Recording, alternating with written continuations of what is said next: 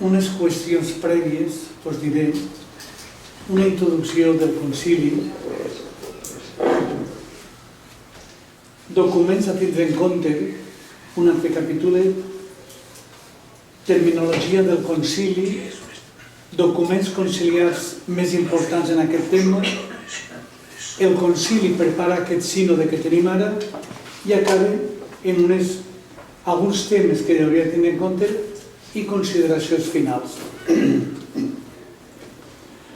Comencem amb qüestions prèvies. La primera prèvia, que el que més ha interessat el tema i m'ha servit a sigut a mi, que he recordat quan jo preparava unes classes que ja fa anys o temps que no prepare classes, sinó que fem xerrades, com aquesta que ha anunciat l'IDEL, xerrades, doncs jo això m'agrada més. Però he vingut, com tenen costum, la gent que dona classes en llibres que ha mirat o en papers que tenim per a preparar. I veig que estem en família, per tant, per a mi és molt més fàcil la preparació l'ha feta i ojalà tinguera sort de que el que dic vos arribi i jo sàpiga dir-ho bé. I vos tinc que dir també que va ser una iniciativa o una mania meva el que l'IDEL preparara alguna cosa sobre el sínode. Van agafar la direcció de l'IDEL en seguida la idea i ho van programar.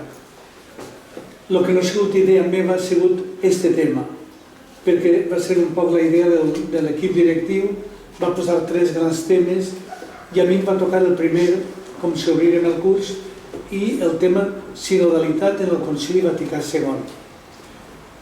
I això és el que jo ensenyaré a parlar-vos.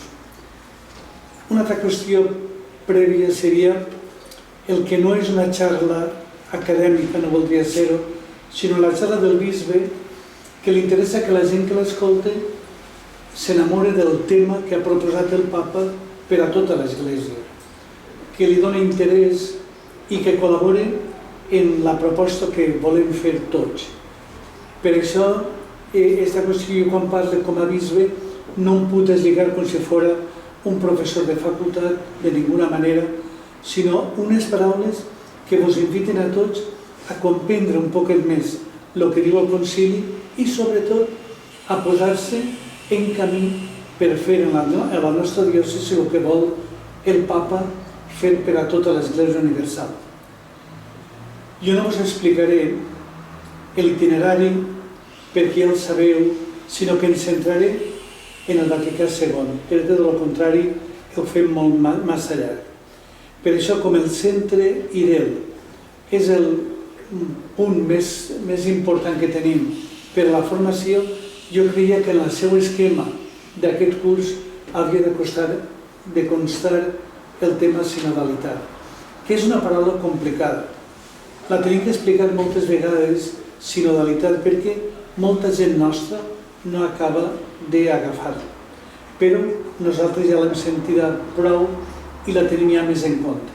Però almenys m'agrada que l'IDEL tinga 3 moments en el curs en tot el que farem també els altres de replegar respostes i preguntes per enviar un document de tota la diòcesi allà en abril a la conferència que enviarà a Roma totes les propostes per a que l'any que ve a un nivell continental s'estudi i l'any 23 en el sínode de bisbes es discutís allà a Roma. Això seria un poc l'itinerari. Comencem amb una petita també introducció. N'hi ha 2 llibrets que a mi m'agradaria que coneguéreu o almenys que lleguéreu, que són molt pareguts. El títol és La sinodalitat en la vida i en la missió de la Iglesia. Estan en castellà, però són comentaris a un tema sinodalitat que va fer la Comissió Teològica Internacional. Ja fa prou temps. Van començar a fer el tema l'any 2014, i el van acabar el 2018. És un document important. I aquests 2 llibres, en teòlegs, s'explaien i expliquen el contingut del document de la comissió. La comissió no és doctrina del papa, ni siquiera del Vaticano, però és una comissió teològica que és molt important per a que tota la Iglesia s'entere i el papa pugui prendre després les decisions oportunes. Estos llibres estan escrits, uno està en el Abac i l'altre està en Ciudad Nueva, i els autors, alguns d'ells, són semblants. La meitat del llibre que veieu, la meitat, és el document de la Comissió Teològica Internacional, que té el títol del llibre precisament. L'altra petita cosa és que nosaltres, en el pla pastoral de la nostra diòcesi, ja quan el vam fer l'any passat, ja fem alguna referència al que pensàvem que teníem que fer entre tots. I diu això: la sensibilitat està expressada en el nostre pla diocesà, quan afirmem en el punt 3. Per aquesta missió, tots hi som comptats, que hem constatat la joia i l'eficàcia de caminar junts quan compartim els mateixos desigs i les mateixes aspiracions. Aquesta manera de procedir enfonsa o no cimenta bé les arrels nostres. Això seria un poc la coincidència en el que vol fer el papa i el que nosaltres voldríem fer a la nostra diòcesi també. Sinodalitat, ja us ho diré després, sínodo, caminar, no sols, sinó en companyia d'altres. La paraula sinodalitat no l'encontrareu en el diccionari i tampoc, us diré després, la trobareu en els documents conciliars. I ara us dic un poquet el marc del Vaticà II, que per l'edat que tenim tots van viure en aquell moment, siguent molt joves, i després, sobretot, van participar de la seva aplicació en els anys posteriors. I aquí jo m'atreveixo a fer-vos un petit resum. Marc històric, sabeu que el concili comença el 62 i acaba el 65 del segle passat. Quina situació mundial hi havia? Sols dir-vos 4 o 5 paraules. Políticament, 2 blocs, recordeu, la Guerra Freda estava present, la segona descolonització, africana sobretot, avanços tecnològics ja començaven a passar i una aspiració per part de l'Església en contemporitzar, en el bon sentit de la paraula, en el temps nou. Era un concili que replegava també, o recollia, moltes revisions litúrgiques, escriturístiques del segle XX, començant l'any 1915-4, molts anys preparant petites comunitats en Europa, preparant el que després es crearà com a document en el Vaticà II. Aquest món és el que nosaltres vam viure, una aspiració fortíssima per la pau, una Mater Magistra, una Pacem in Terris del papa Joan XXIII, i era un moment complicat en el món. Recordeu la famosa anècdota o situació de Cuba, que va ser molt dura en ple concili. Respecte a la nostra societat espanyola, encara estem immersos en el que s'ha dit per part dels historiadors, la dictadura franquista, ja al final, però encara faltava temps. Franco mor el 75 i estem parlant de 10 anys abans. Industrialització, ja començava a crear-se una edat mitjana prou forta, estàvem ja passant dels 600 que tenien moltíssima gent a altre tipus de cotxe. L'autarquia econòmica havia, entre cometes, més o menys, i s'havia reemprès tot el que significava planificació per part d'un equip de ministres, tècnics o tecnològics, i això era un poc l'ambient que vivíem aquí. Desenvolupament industrial i social un poquet, i manca de llibertats socials, polítiques i personals en aquell moment. Respecte a la nostra Església, una voluntat gran d'apertura. Quan li s'ocorreix al papa Joan, anunciar el concili, n'hi ha molta gent que es sorprèn perquè no veien clar el que volia el papa i el que ens demanava el món actual. Crisis de la transmissió de la fe en aquell moment. Hi ha gran distància entre la comunitat eclesial i el món cultural i social del voltant en aquell moment.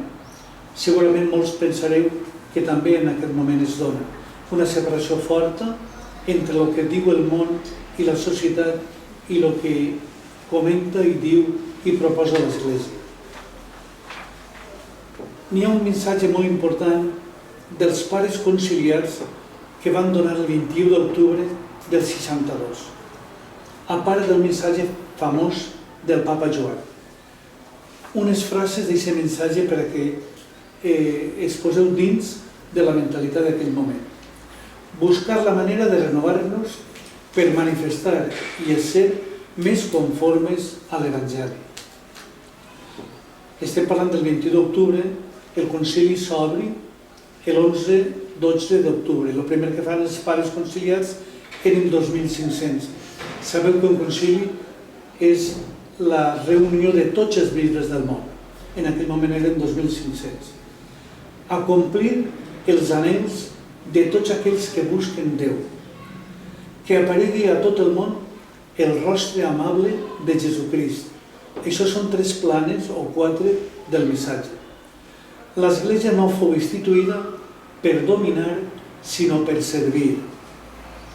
Hem d'adonar-nos de tot allò que es refereix a la dignitat del ser humà i el que contribueix a la fraternitat dels pobles. Fraternitat, ja ho comentàvem, fraternitat estem dient ara molt després de l'encíclica del Papa Francesc. El Papa insisteix, diuen els bisbes, en 2 problemes que fem nostres, la pau i la justícia social. Documents aprovats sempre per molt fortes majories. 4 constitucions, que ja les recordeu tots, 9 decrets, 3 declaracions i un missatge final del concili a la humanitat. També estan els discursos del Papa Joan convocant el concili i del Papa Pau VI quan ell pren, diguem, la segona sessió que comença i que es replega o recull tot el que dia el Papa Joan. Respecte a la nostra diòcesi, l'experiència i aplicació de l'ensenyament del concili fins a l'any 77, més o menys. Jo no vos recordaria pràcticament res perquè ho vau viure vosaltres. Sols vos donaria o vos diria que si teniu en casa les arrels cristianes nostres, n'hi ha 40 planes firmades per Lladonosa de la pàgina del 4º volum, de la pàgina 177 a la 203, en la que posa tot el que vivia la diòcesi i és il·luminador i vos pot servir moltíssim. Jo no comentaria res més, perquè allí 40 planes i vosaltres a més teniu l'experiència d'haver viscut, siguent molt jovenets alguns, el que significa el 65 final del concili fins al 77 més o menys. No vos diré per què es col·loca la data 77, però sí, amb el Franco s'aprova la Constitució i comença una època nova aquí. Per això, en aquest sentit, sabem que n'hi ha una reforma fortíssima en Espanya, reforma cultural, social, religiosa, política, tot això està unit en uns quants anys de postfranquisme. En sentit estricte, i acabem aquesta introducció, el concili és un esdeveniment en el temps i en l'espai. La nostra mirada es perllonga als anys de l'aplicació també de les seves ensenyances. Sabeu que, fins després, sobretot 30-40 anys després, moltes persones que es manifesten contraris a lo que s'ha dit que l'espírit del concili. En aquella època vam ser tots els que s'admiraven i elogiaven com havia anat el concili. Després han sortit algunes veus crítiques. Sols una breu citació d'algú que va estudiar molt el concili, la seva preparació, el desenvolupament i les conseqüències posteriors. N'hi ha un autor que és molt famós, que li diuen Giuseppe Alberigo. Té 2 volúmens dedicats sols al Concili Vaticà II. Jo no els he portat perquè pesava molt, però és molt important. I n'hi ha un altre estudi d'ell i d'altres, però ell, en una altra història dels concilis ecumènics, té 40 planes sobre el Concili Vaticà II, que és més senzill. Els dos voluments són molt llargs, són molt voluminosos i costa molt de llegir. Però Alberigo és el més gran, ell i el seu equip, el que millor ha estudiat el Concili Vaticà II. Quins documents m'agradaria que tinguéreu en compte i un poc per fer el marc conceptual. Primer, el Papa Pau VI té un document a l'Apostòlica Sollicitudo de l'any 65 constituint aquesta realitat eclesial que és fruit del concili. El concili parla de moltes coses, com sabreu, però el que fa l'acte de govern és el Papa Pau VI que diu vull fer això. I això ho diu en el document, en el decret Apostòlica Solicitud. Què diu aquest document? Es tracta d'un consell estable de bisbes per a l'Església Universal. Ja esteu veient ahí una petita diferència. Concili el tenim tècnicament referit a la unió de tots els bisbes del món, un concili ecumènic, perdó, i el sínode estaríem parlant d'un grup de bisbes. Poden ser 250, 300, 500, una representació de totes les conferències episcopals del món. Això ja ho estableix el Papa Pau VI. Per què jo us he citat aquest document? Perquè aquesta època nostra, als 50 anys d'aquest document, el Papa francès fa un altre missatge que el tinc, un altre document que el tinc aquí i és molt important. Discurso, ho tinc en castellà, del Santo Padre Francisco als 50 anys de la constitució del Sínode de Bisbes. Sabeu que cada 3 o 4 anys ha hagut un sínode. Sempre es posa un tema de discussió. No són tots els temes com va fer el concili, sinó un tema concret. Per exemple, el tema de la família va ser molt comentat, o el tema de les vocacions, o el tema del clero. És un tema, el Papa proposa i envia consulta a tot el món i reuneix a un grup de cardenals, bisbes, religiosos, menys, i laics, jo crec que pràcticament ningú. O algun informador, però molt poquets. Dels 500 poden reduir-se a 5, 6 laics els que van participar en el sínode. Des de llavors es diu sínode de bisbes, per tant, té una definició concreta. Aquests dos documents. El Papa francès, la Constitució Apostòlica, es diu Episcopalis Communia. I el discurs de l'aniversari 50. I després el document de la Comissió Teològica, que ja no ho cité més, que allí pràcticament està molt clar el que pretén l'Església en el sínode. I després hi ha dos documents, que són els que també porto jo així, i alguns l'hem manejat perquè estan en fulls.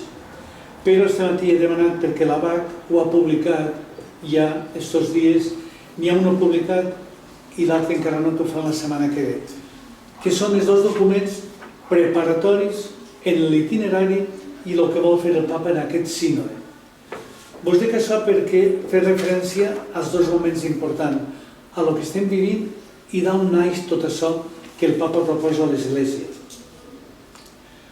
Terminologia del concili, en el segon punt. La paraula i el concepte de sinodalitat no es troben definides expressament en els documents conciliars, però són sempre o estan, com no parlo el català, no sé distingir on són i estan sempre en el cor de tota la seva gran obra de renovació eclesial que va portar aquell concili. No trobareu aquesta paraula, però tot el concili està ple d'ell que diem esperit del concili. Una consideració important que en un moment determinat va fer el Papa Benet en el Nadal del 2005, quan parlava de l'esperit del concili i distingia sàviament els conceptes, hermenèutica de la discontinuïtat i de la ruptura. Sabeu que el Papa Benet és un gran teòleg i un gran teòric, molt. Ell ha portat moltes definicions a tot. I quan es discuteix sobre les ensenyances del Vaticà II, n'hi ha com una doble interpretació hermenèutica. Alguns que diuen ruptura en l'anterior, en la tradició, i altres que diuen que n'hi ha una reforma i una renovació. El papa Benet diu que el Concili Vaticà II és, per supost, no una ruptura en tot l'anterior, sinó una evolució gradual, harmònica i que es fa present en tot. És molt important tindre en compte això perquè encara avui estem vivint aquests ramalassos que n'hi ha de ruptura. Des de la part més dretana de l'Església, heu sentit parlar estos dies, estos mesos, de la custodes tradició que el papa ha dit, cuidau en les misses, i això ha creat un problema a un sector, on hi ha gent que ha volgut trencar en algunes formes litúrgiques i ha fet un poc el que ha volgut ell. Això vol dir reforma, això vol dir ruptura, no sols en les formes exteriors, sinó el que és més important en el contingut de la conceptualització teològica de lo que el concili va pretendre.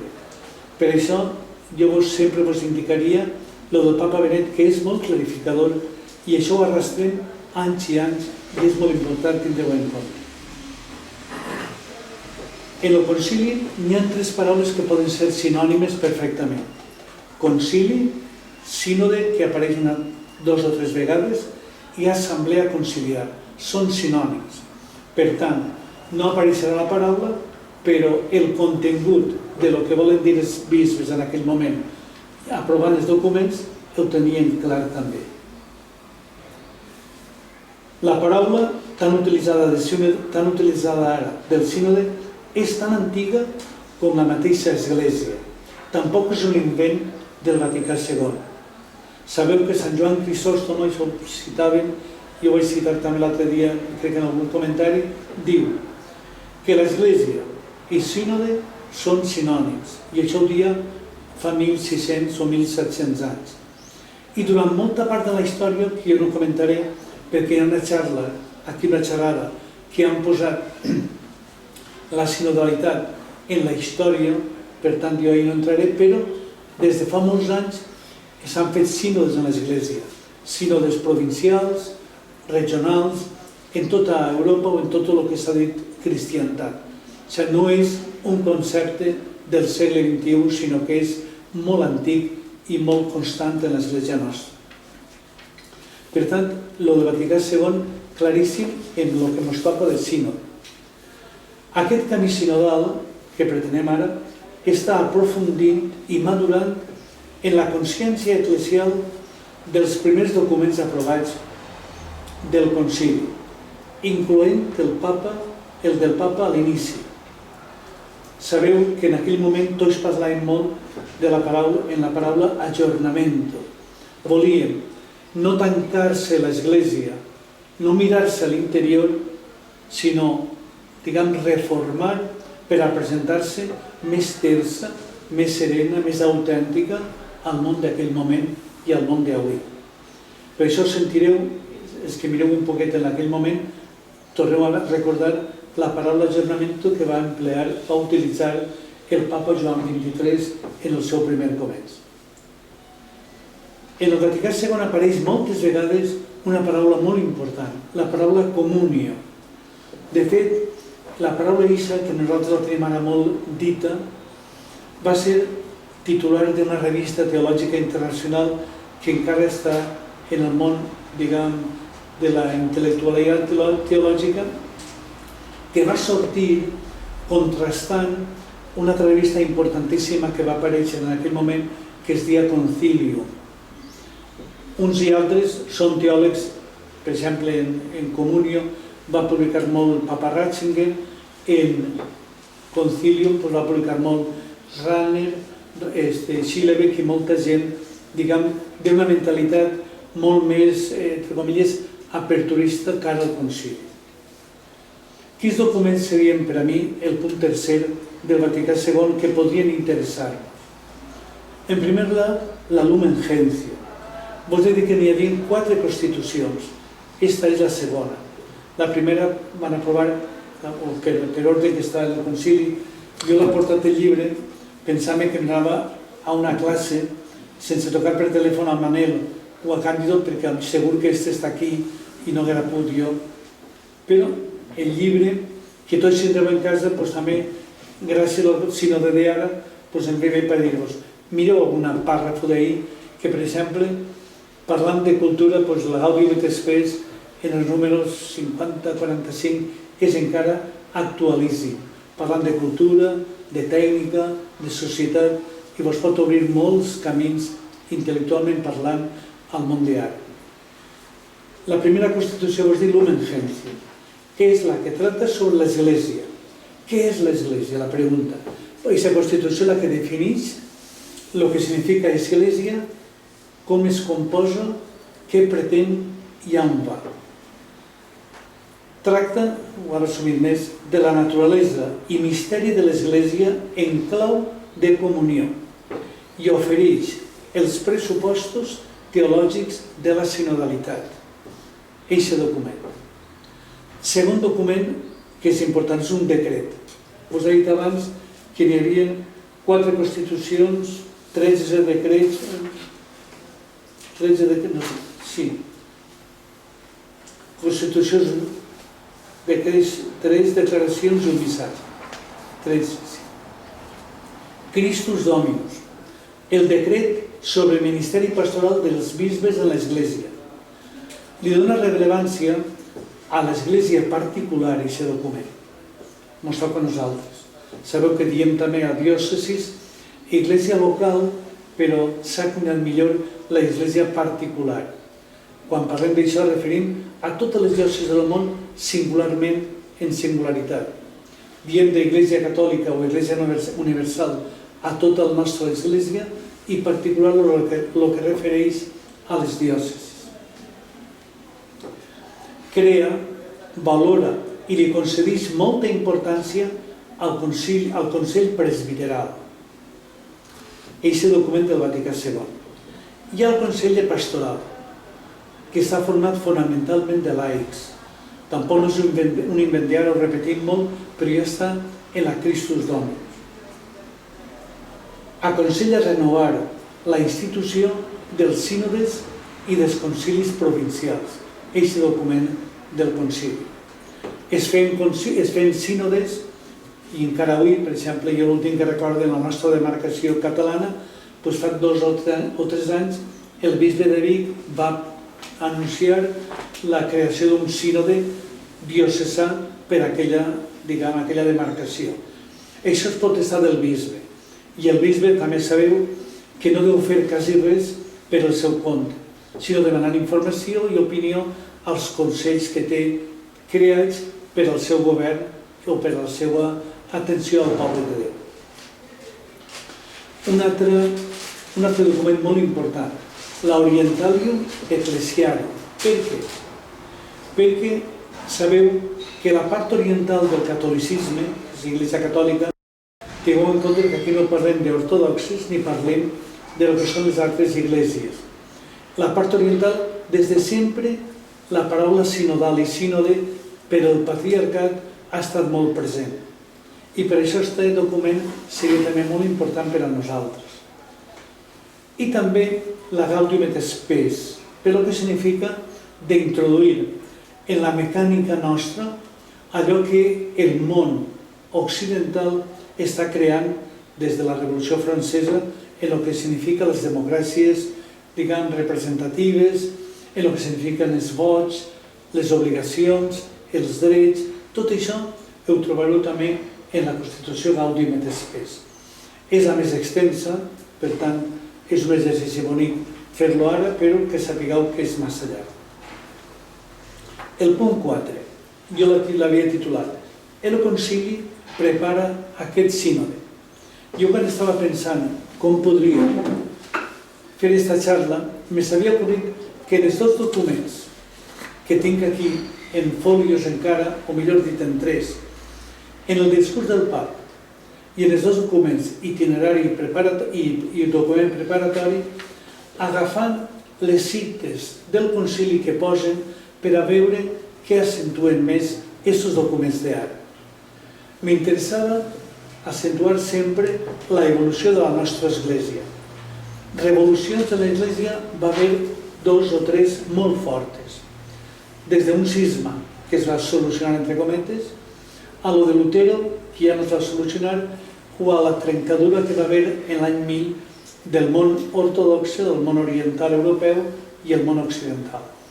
La història de l'Església és molt llarga, tenim molts punts negres i mos sap greu, però, no sé, estos dies quan es parla tant dels bisbes o de papes, uno pot recordar perfectament, no sé, avui estava llegint aquest matí un article que el papa es queixava amargament de que alguns pareix que parlen en massa rumors i massa politiqueria. I uno si mira la història de l'Església troba pontífic, sants pares de molta diversa catadura moral. N'hi ha sants i n'hi ha altra gent que parlant de papes i parlant també de comunitats. Per això dic jo que sí que és important que tot el que prepara aquest sínode té una evolució anterior, que no s'ho inventa el papa Francesc un dia que diu «Què més ocorrirà avui? Doncs farem un sínode». No, és molt més abstracte, molt més difuminat i molt més participatiu. En el discurs del papa Francesc de l'any 15, jo això sí que m'ho ha resumit un poquet, comença citant la Lumen Gentium 10. Els batejats són consagrats a ser la casa espiritual i sacerdoci sant.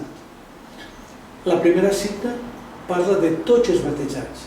Tots tenen la mateixa dignitat i el mateix, un servei distint per la mateixa preponderància dins de l'Església. Cita més endavant, el número 12. Me'ls ha posat escrits per no fer recórrer a això. Diu, mitjançant el sentit sobrenatural de la fe de tot el poble, quan des dels bisbes fins als darrers fidels seglars expressa el seu consens universal sobre les coses de la fe i de les costums. El sensus fidei és un estudi, s'ha estudiat molt al llarg de la història, i aquesta frase que ha utilitzat i que utilitza el papa en el seu missatge està inserta la frase eixa que és de Sant Agustí. I Sant Agustí la va escriure l'any passat, si no ja fa 1.700 anys. En la Gaudium et Spes, el número 1, que és el que hem citat tots més vegades que el món, aquell de el goig i l'esperança del món és el goig i l'esperança de l'Església. També el cita el papa Francesc.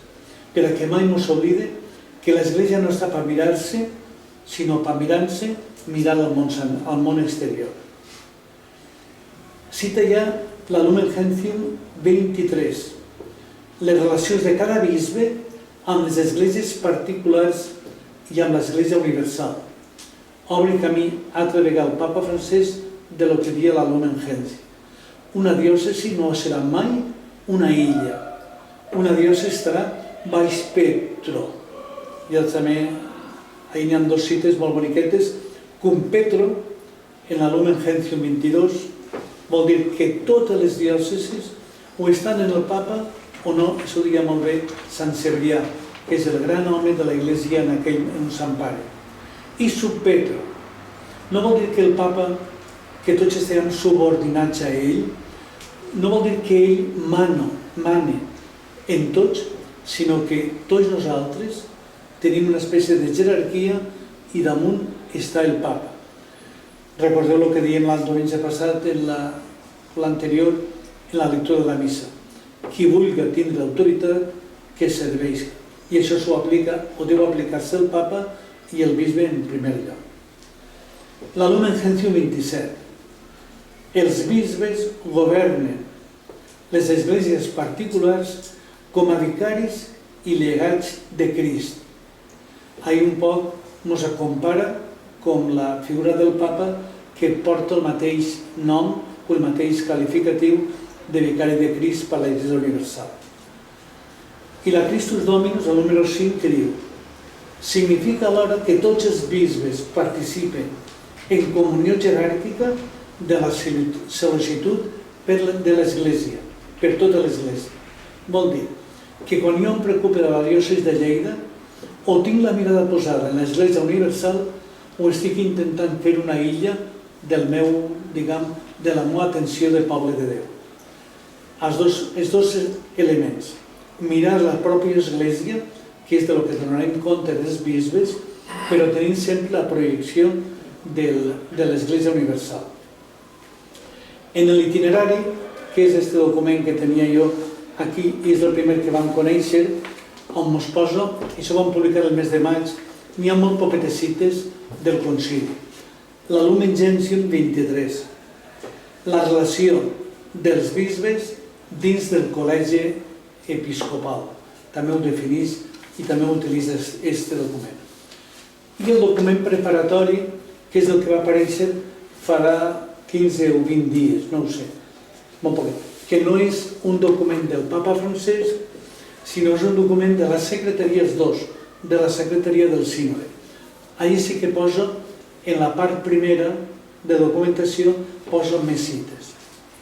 La Gaudium Spes 4.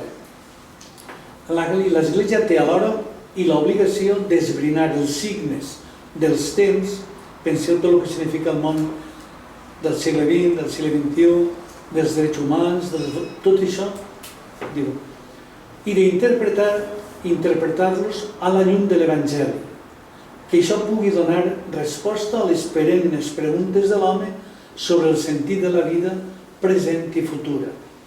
L'Església té molt d'interès en no viure en una bombolla, sinó estar, i això ja me'n recorde, llegiu si podeu algun dia la famosa carta d'Epicteto, sí, la que ens diu, els cristians no són marcians, no són d'un altre planeta, sinó són com els altres, però tenen unes motivacions distintes. Una altra cita, que això no em voldrà dir tantes com el document, que es diu Unitatis Redintegratio, que parla del món de l'ecumenisme. Com que tota la renovació de l'Església consisteix essencialment a augmentar la fidelitat a la seva vocació, en el moment oportú s'hauran de revisar rectament i adequadament. Així doncs, aquesta renovació té una gran importància ecumènica i les diverses formes de vida d'Església, a través de les quals aquesta renovació ja s'està realitzant. Aquest és un document de la secretaria, com us dic. Cita la Lumen Gentium 9. Però plagué a Déu de santificar i de salvar els homes, no pas d'un a un, sense cap lligam entre ells, ens constituint-los en poble, que els reconegués en veritat i els servís en santetat.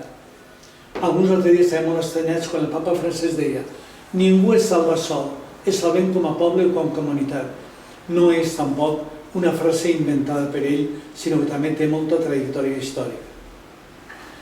La Lumen Gentium 32, un altre que també se'n va al Nou Testament. Alguns sou constituïts mestres, i comença a citar coses de tot. Això no obstant una veritable igualtat entre tots quant a la dignitat i actuació comunes a tots els fidels. Això recordeu les cartes de Sant Pau, evangelitzadors, profetes, tots, però tots al servei, i no mai uns per damunt d'altres en autoritat, diguem, per a que ens serveixin. La Lumen Gentium 12, diu també aquest document, mitjançant el sentit sobrenatural de la fe de tot el poble, és l'hem citat abans, quan des dels bisbes fins als darrers fidels seglars, això de Sant Agustí, expressen el seu consens universal sobre coses de fe i de costums. Jo sé que hi hauré que parlar molt de lo que significa el census de tots els fidels i de lo que marca l'Església, però jo recordo ara una anècdota. Sabeu que l'últim dogma que va aprovar la Iglesia va ser el de l'Assumpció. Doncs van estar molts anys recollint opinions de bisbes, de cardenals, d'institucions marianes que cada una aportava. Després de tot això es va decidir a crear el dogma o a formular-lo com a veritat de fe. També hi ha una altra cita de la Dei Verbum que no us ha citat com a monumental, però estos ho diuen. Aquesta tradició procedent dels apòstols, progrés en l'Església amb la successió episcopal i revelen el carisma cert de la veritat. Ahir està insistint molt en que el que fem ara a l'Església, bisbes i papes, no és trencar tot l'anterior, sinó que seguim l'estela dels apòstols i per això tantes vegades, inclús vosaltres, utilitzeu successors dels apòstols referit als bisbes. La llei Verbum Deu també demana que en el sosteniment, pràctica i professió de la fe transmesa es realitza una peculiar convergència entre prelats, bisbes i fidels, que no hi hagi mai una ruptura o una contraposició. La Lumen Gentium 23 diu: la unió col·legial també es manifesta en les relacions mútues de cada bisbe amb les esglésies particulars i amb l'Església Universal. El Romà Pontífex és principi i fonament perpetu i visible de la unitat tant dels bisbes com de la multitud de fidels, en les quals i a base de les quals existeix l'Església Catòlica una i única, vinculada per la pau, l'amor i la unitat.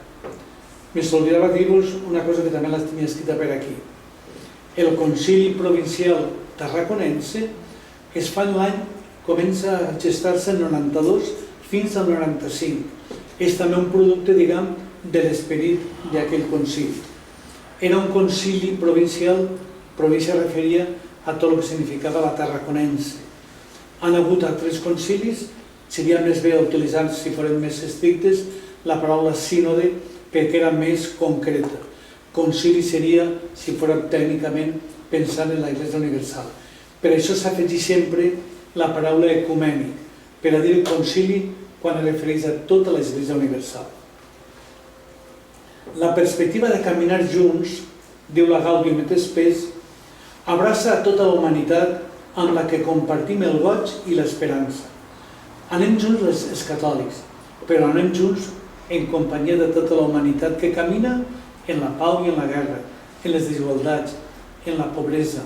Ara el que ens ha passat de la pandèmia afecta no a uns i altres, sinó a tothom. Per tant, l'Església està atenta o és amatent de lo que li passa també al món. La Lumen Gentium 48. Practicar la sinodalitat és avui per l'Església el mode més evident de ser sacrament universal de salvació. Aquesta expressió és la que defineix l'Església en la Lumen Gentium. I també diu, la tenia nota ahí, la Lumen Gentium 1. Com que l'Església és en Crist com un sacrament o senyal o instrument de la unió íntima amb Déu i de la unitat de tot el llinatge humà. Això en quant a terminologia. Després alguns temes, el punt 5è, jo ja ho dic que farà més breu. Alguns temes del concili que sempre seran objecte de la nostra reflexió. Doncs ara aquí. Ministeri jeràrquic, sempre present. D'això mai renunciarà l'Església. Bé, naturalesa de l'Església en quant a comunió. Sempre seria un altre estudi que podríem fer en alguna altra xerrada. C. L'Església particular. Exercitar-se sempre en la comunió, que facin servir el Consell de Presbiteri, el Consell Pastoral, que es coordinen amb les mateixes esglésies de l'entorn. Aquesta seria una aplicació pràctica a nosaltres mateixes. Que el bisbe creguera cada dia més en el que signifiquen els consells. Es fera posar en marxa i foren útils per l'atenció del poble de Déu. El D. Sinodalitat i col·legialitat. També són dues paraules que s'han utilitzat molt. Implicacions mútues. Era un tema també que podríem estar parlant. Col·legial, col·legialitat, fa referència també a estar units, explicant. I per últim, participació i corresponsabilitat dels laics. Diàleg, escolta, parlar, votacions per decidir, votacions consultives, 1000 paraules. Este últim tema m'interessaria a mi molt més perquè fa referència al laicat, que sou la gran majoria en número del poble de Déu. Seria un gran tema per a recollir el que diu el concili i com ho apliquem no l'Església Universal, que també si l'Església particular de Lleida. I per últim, modalitats concretes de realitzar la sinodalitat aquí en nosaltres. Com preparem les decisions, com fem les consultes, com decidim i què fan els pastors i la resta de gent per a que això ajude a apropar-se més a Crist o que no ajuden mai a fer divisió. La paraula divisió apareix també en Sant Pau moltes vegades, com la paraula comunió. D'això ja no terminaré, jo acabaria ja, i tinc 3 coses de consideracions finals. Ja són 50 minuts, per si algú vol fer una pregunta, dient-me que no està d'acord amb alguna cosa, matisant alguna cosa o preguntant. La Constitució Lumen Gentium ofereix els principis essencials per a una pertinent intel·ligència de la sinodalitat en la perspectiva de l'eclesiologia de la comunió. Tota l'Església és el subjecte de la sinodalitat.